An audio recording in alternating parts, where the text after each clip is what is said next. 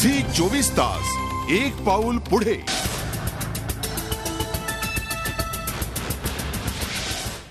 बातमी विदर्भाची। सध्या नागपूरमध्ये दहशत माजली आहे ती स्वाईन फ्लू आणि डेंग्यू सारख्या संसर्गजन्य रोगाची।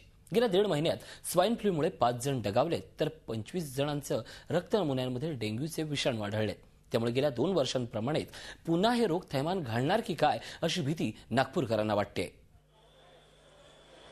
नागपूर आणि आसपासच्या जिल्ह्यांमध्ये गेल्या 45 दिवसात 5 रुग्ण स्वाईन फ्लूने दगावल्यानं नागपूरकर धास्तावले आहेत।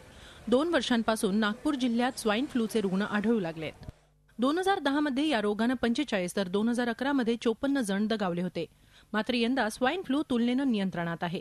यावर्षी आतापर्यंत 5 जणांचा स्वाईन फ्लूने मृत्यू झालाय तर 25 रक्त नमुन्यांमध्ये संसर्गजन्य रोगाचे विषाणू सापडलेत।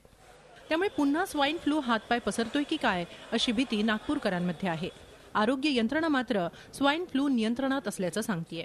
2011 मध्ये जे काही आपण सॅम्पल पाठवले होते त्याच्यात 173 सॅम्पल पॉझिटिव्ह निघाले होते आणि 2011 मध्ये 54 डेथ होत्या आणि जे काही सॅम्पल्स आपण पाठवले आहेत त्याच्यात 23 पॉझिटिव्ह निघाले आहेत डेंग्यूसाठी।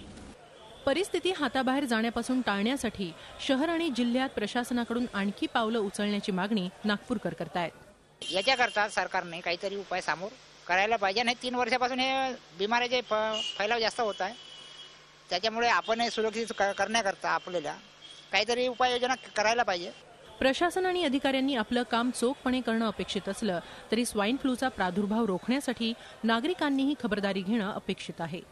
झी 24 ताससाठी नागपूरहून अखिलेश हळवेसह ब्युरो रिपोर्ट, मुंबई। झी 24 तास एक पाऊल पुढे।